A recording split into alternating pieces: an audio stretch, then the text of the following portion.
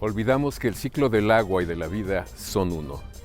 Eso decía Jacques Cousteau, el biólogo y pionero de la conservación marina.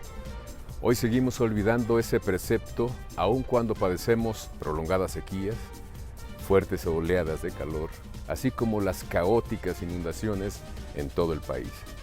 Para reflexionar sobre el agua, su cuidado y los esfuerzos por garantizar el acceso a la misma, nos encontramos en este cárcamo de dolores, en el bosque de Chapultepec, segunda sección. Así es, Javier, y es que aun cuando somos poco más del 70% de agua los seres humanos, lo cierto es que muy poco pensamos y reflexionamos que este líquido ya no está disponible en muchas regiones y colonias en todo el país. Y precisamente por eso vamos a platicar con el especialista en temas del medio ambiente, Iván Restrepo, y también con Claudia Garay, investigadora del Instituto de Investigaciones Estéticas de la UNAM. Nuestro compañero Óscar Helguera va a dar cuenta de las campañas que se han hecho precisamente para concientizarnos sobre el tema del agua y que al parecer no han funcionado. Y nuestro compañero José Antonio Hernández nos dará cuenta del cultivo de la langosta azul aquí en México y particularmente en Tepito. Así es, tendremos también en México en 100 objetos a nuestra compañera Norma Guzmán, quien nos va a platicar la historia detrás de la vestimenta rarámuri. Y teniendo de fondo esta majestuosa fuente de Tlaloc del genial Diego Rivera, comenzamos con la X en la frente.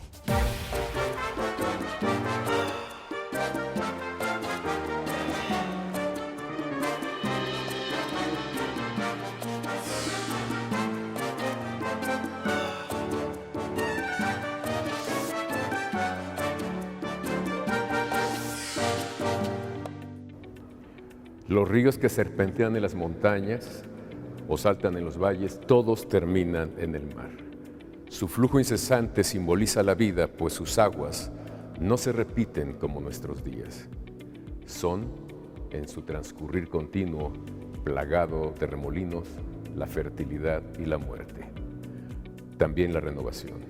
Fluyen majestuosos en sus orillas y en sus lechos, la vida se multiplica, pero también contaminados con el ácido de las minas o los residuos de la cocaína y el cristal que orinamos, arrastran en sus aguas turbias los despojos de la vida. Densos son pantanos, pudrideros de fango. Algunos de estos ríos ya son los que miró con asombro Dante en los infiernos. El Aqueronte, que inflige dolor con su caudal oscuro. El Flegetón, que con su cuerpo ígneo quema. El Styx, lleno de horrores y de incesantes sombras. Que las aguas del Eteo, que anula la memoria, no nos toquen y olvidemos que los ríos dieron cauce al principio de la vida. En 1941 se diseñó un plan hidráulico con el fin de abastecer de agua potable a los habitantes de la zona noroeste de la Ciudad de México. De esta manera se diseñó el llamado sistema Lerma-Cutzamala, que consiste en traer aguas de este río ubicado en el Valle de Toluca, atravesarlas por la Sierra de las Cruces hasta introducirlas en la Ciudad de México en este punto del bosque de Chapultepec.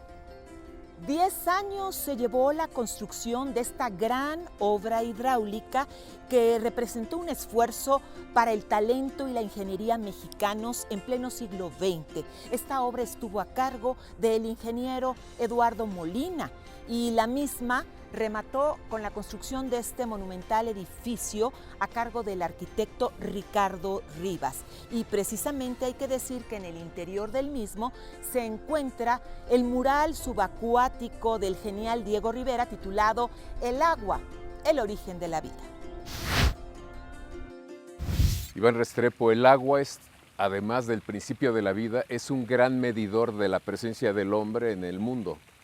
En México está haciendo crisis en varias zonas. No tenemos agua, a veces tenemos demasiada agua. ¿Qué podemos hacer o qué se espera? Bueno, en México sí tenemos agua y la tenemos en demasía. Tenemos 700 cuencas hidrográficas de las cuales 300 son inmensas. Nos llueve cada año por los huracanes del Pacífico, del Golfo y el Caribe. Lo que falta es administrar bien el recurso. Y ahí es la gran falla. Porque hay zonas que no tienen agua y muere el Bueno, ganado. siempre no nos hay han cosechas. enseñado desde la escuela, 2/3 partes del territorio son áridas o semiáridas y otra trópico húmedo con mucha agua. En parte eso es cierto, pero ¿qué es lo que ocurre? Que toda el agua que tenemos la usamos mal. A Y ver, el dinos. ejemplo más clásico es la Cuenca de México, que como tú sabes es una cuenca lacustre. Bueno, aquí llueve suficiente cada año, 1 metro de altura, es decir, 1000 milímetros. Si esa agua la captáramos para el acuífero y para otros usos, nosotros no tendríamos los problemas que tenemos ahora con las inundaciones. Pero se va al caño. Es que es el absurdo. Obras faraónicas para sacar agua de la Cuenca de México, cuando está probado en todo el mundo que lo que debe hacer un país es retenerla. Eso por lo que hace a la ciudad y a la Cuenca de México. Luego, se pierde 1/3 parte del agua que va al sistema de distribución pública por fugas y por mala administración. Eso ocurre igual en la zona metropolitana de Monterrey, en Guadalajara y en las demás áreas pobladas del país. Entonces, no hay un plan nacional de desarrollo adecuado desde el punto de vista territorial y desde el punto de vista de la utilización del agua. Y todo el agua que nos cae en la temporada de lluvias, que son 4 meses, y que cada día van a ser más fuertes por el cambio climático, como lo estamos viendo en todo el mundo, pues lo dejamos ir, se va al mar sin utilizarla. Y estamos pensando en cómo usar el agua del mar. Bueno, Pues cuando evitando está que ahí, pero claro. además hay otro problema, Javier, no tratamos el agua de las ciudades. Ninguna ciudad trata sus aguas negras, lo cual es una violación a la ley. Toda la ley federal dice las aguas utilizadas en las ciudades deben de ir a las cuencas hidrográficas tratadas o reutilizarse o mandarlas en buen estado. Y por eso nuestras 300 cuencas hidrográficas están contaminadas. Lerma Chaparra, bueno, todas, absolutamente todas. Oye, No pero hay hoteles que tienen sistemas de tratamiento de agua. No, ni siquiera la Ciudad de México. ¿No? Ninguna ciudad trata sus aguas negras al 100%. Hay plantas de tratamiento, funcionan mal. Y ya si funcionan mal, quiere decir que el problema no está resuelto. En Xochimilco había 1 o 2, ¿no? Sí, pero funcionan mal. Y así ocurre en toda la cuenca. Estamos hablando de una cuenca donde viven casi 30 millones de habitantes, 1/4 parte de nuestra población nacional. Debíamos ser el ejemplo, porque aquí fue la ciudad que asombró a los conquistadores. La ciudad Cuando lacustre, llegaron, ¿te acuerdas? Claro. nomás es leer a Bernal Díaz del Castillo, decían, no hemos visto belleza mayor, mejor uso del agua que en la antigua Tenochtitlan. Y mira lo que ha pasado ahora, no sabemos utilizar el agua. Gastamos miles de millones en sacarla cuando el problema es detenerla, usarla y reutilizarla lo máximo. Hay bombeo para subir a esta altura el agua, ¿no?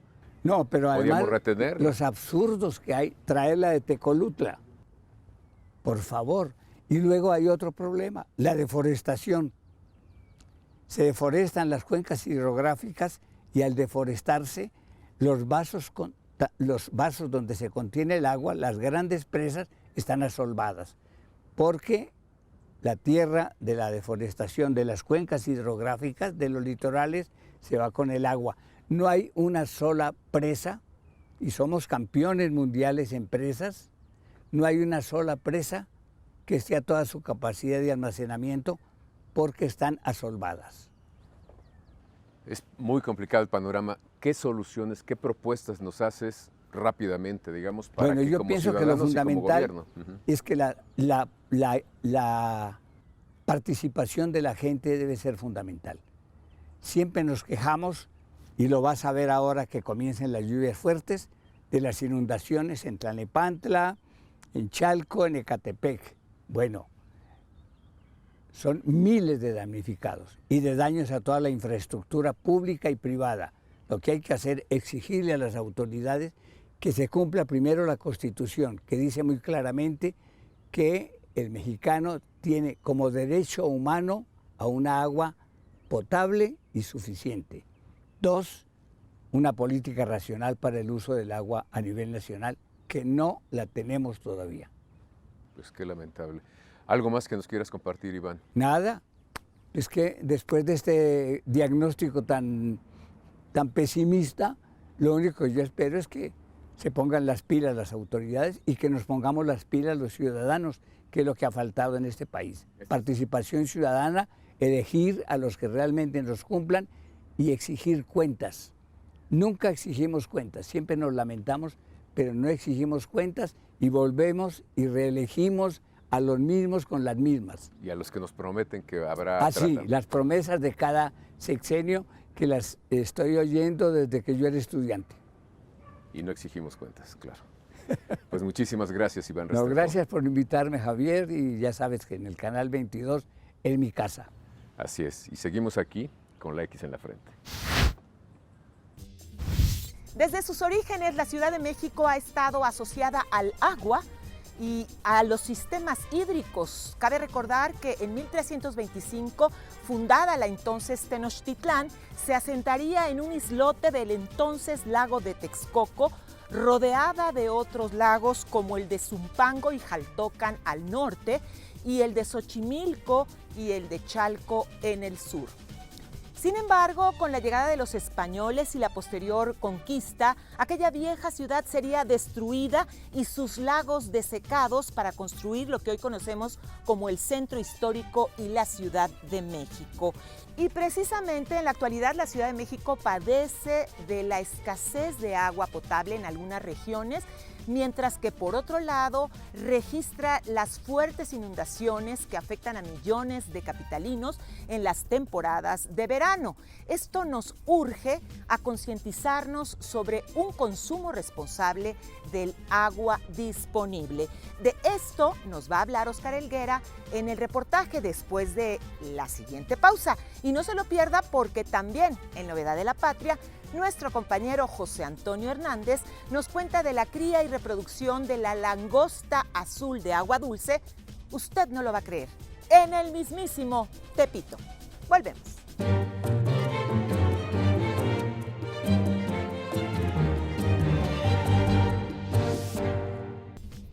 Según los datos recientes, los estados del país que registran mayor escasez de agua son Durango, Coahuila y Chihuahua, seguidos muy de cerca por Nuevo León, Zacatecas, San Luis Potosí, Aguascalientes y Guanajuato. En cuanto a la Ciudad de México, las alcaldías que padecen este problema son principalmente Iztapalapa, Ixtacalco y Venustiano Carranza, por ser las más alejadas del sistema Cutzamala.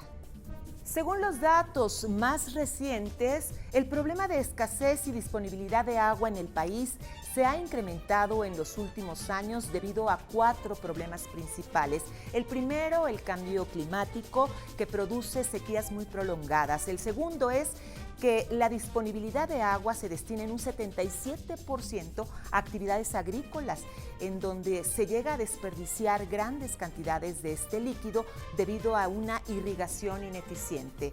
Luego está la urbanización, que implica no siempre abastecer de agua potable para toda la población en las distintas ciudades.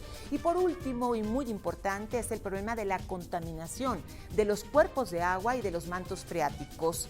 Pero vamos ahora desde aquí con el reportaje en donde Óscar Helguera nos recuerda cómo, a través de las campañas, podemos hacer conciencia sobre un uso responsable del agua.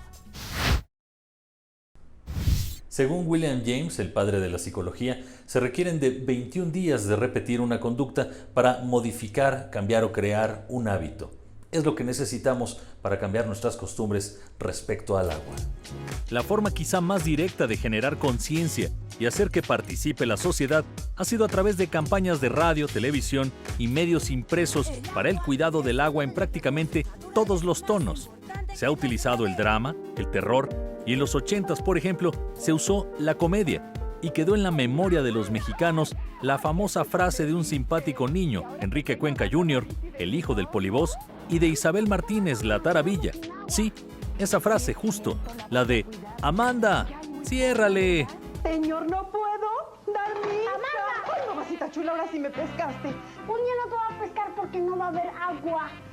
Tienes razón, perdóname. Ya hay poca, ¿verdad? Acuérdate que el agua es de todos. Ya ciérrale. Te la estás acabando. Claro que las nuevas generaciones no la conocieron y de hecho, a pesar de la poderosa herramienta que significan los medios audiovisuales, no hay muchas campañas en la memoria de las nuevas generaciones, salvo algunas pocas excepciones. Los gobiernos de prácticamente todo el mundo han puesto sus empeños en promover cambios de conductas, de hábitos, esfuerzos enfocados primordialmente al uso del vital líquido en el hogar y así evitar que nos quedemos sin agua.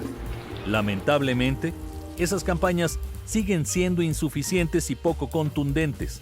Estos spots, videos, anuncios parecen en ocasiones más una justificación de lo que gastan o simplemente realizadas para cumplir con una política pública y se lanzan sin tener en cuenta cuál será su real impacto. La buena noticia es que a las nuevas generaciones, a los jóvenes hoy proactivos, aún sin campañas, el tema les preocupa y les ocupa. Para ellos, es natural ver por el mundo en el que están viviendo y qué le dejarán a sus hijos. La mala noticia sigue siendo la misma de hace 40 años o más. Nos estamos quedando sin agua. Por lo pronto, igual que Amanda, ciérrale, que ahora sí ya está grave la cosa. Ahora vamos a Novedad de la Patria con José Antonio Hernández, que nos presenta la langosta azul de Tepito. El barrio de Tepito ha sido cuna de boxeadores, artistas, escritores, periodistas. Aquí se encuentra uno prácticamente de todo. Pero lo que hoy les voy a mostrar verdaderamente es una novedad. Lo voy a invitar a conocer una granja de langosta de agua dulce o langosta australiana. Acompáñenme. Se trata de un proyecto de la Fundación Barrio Unido de Tepito, creada desde los sismos de 1985. Es un programa de una granja urbana.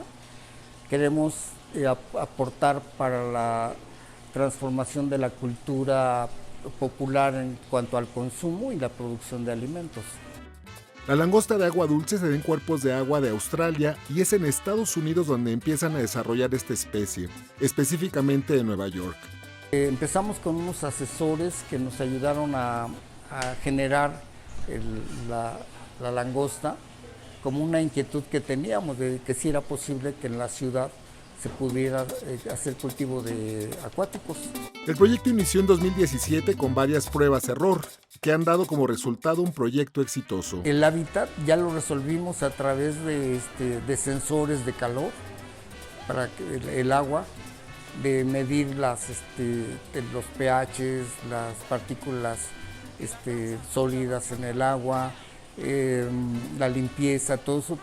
La granja de barrio es una realidad y están apoyando diversos proyectos tanto en la Ciudad de México como en diversas entidades del país. Nosotros creamos los estanques a partir de la idea de generar cuerpos de agua con todo control de todo el hábitat, ¿no? Una serie de instalaciones eléctricas, hidráulicas y sanitarias. Utilizamos el agua que sale, la podemos utilizar para acuaponía. Los estanques son de unicel. Cuentan con una geomembrana que contiene el agua, una pequeña computadora y un termostato de incubadora para pollos. En general la gente piensa que lo hacemos por negocio, pero no forma parte de nuestro financiamiento realmente. Nosotros lo que queremos es capacitar a la mayor cantidad de gente, compartir la tecnología sin ningún límite, podemos dar toda la asesoría y para que puedan replicar nuestro modelo. Actualmente cuentan con aproximadamente 100 ejemplares de langostas australianas que van desde hembras cargadas, machos adultos y pequeñas crías. Para mayor información visite su página www.barriounido.info o puede marcar al 5557 9547 61. Vamos a hacer una pausa, pero no se vaya porque al regresar, una conversación con Claudia Garay Molina, investigadora del Instituto de Investigaciones Estéticas de la UNAM, sobre el mural subacuático de Diego Rivera que se encuentra aquí, en el Cárcamo de Dolores. Y también en México en 100 objetos, nuestra compañera Norma Guzmán nos cuenta la historia detrás de la vestimenta rarámuri.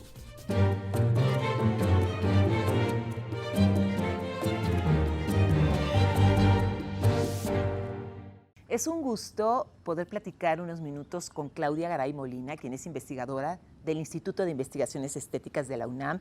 Gracias por estar con nosotros, Claudia. Muchísimas gracias por la invitación. Cuéntanos esta maravilla. Tenemos el fondo, la fuente de Tlaloc, enfrente justo de donde está el mural, el origen, el agua, el origen de la vida del gran Diego Rivera. ¿Por qué es importante apreciar este espacio que entiendo que crea desde el punto de vista artístico Diego Rivera ya en el último lapso de su carrera, de su trayectoria como artista? Sí, realmente Diego Rivera recibe la invitación del arquitecto Ricardo Rivas, el arquitecto del edificio que tenemos a nuestro frente, en 1950, y en 1951 Rivera empieza este proyecto, que en efecto es uno de los últimos proyectos. Rivera muere en 1957, entonces junto con el Estadio Universitario también este es uno de sus últimos proyectos. El mural es muy importante, no solamente porque es uno de los últimos proyectos del artista mexicano, sino porque realmente es un proyecto de vanguardia. Rivera hizo de este mural, o lo pensó junto con Ricardo Rivas, como un mural subacuático, y también un proyecto en el que Rivera podía dar rienda suelta a lo que se llamó la integración plástica, ¿no? La integración plástica en donde se reunían tanto artistas como arquitectos, y se reunían y hacían proyectos tales como este, o como la Biblioteca Central de Ciudad Universitaria, o como el propio estadio de Seúl, ¿no? Entonces realmente este proyecto fue revolucionario, fue vanguardista.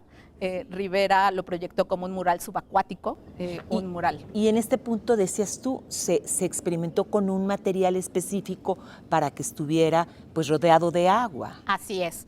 El mural Rivera lo hace con un material que se llama poliestileno.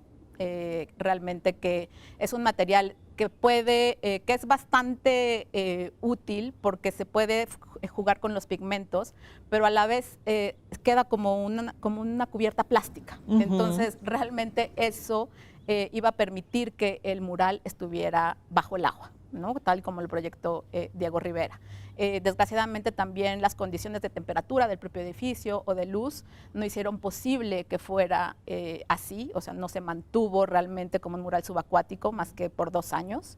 Desgraciadamente el piso se perdió como tal, pero bueno, gracias después a las labores de restauración se pudo recuperar los muros y se pudo repintar el piso.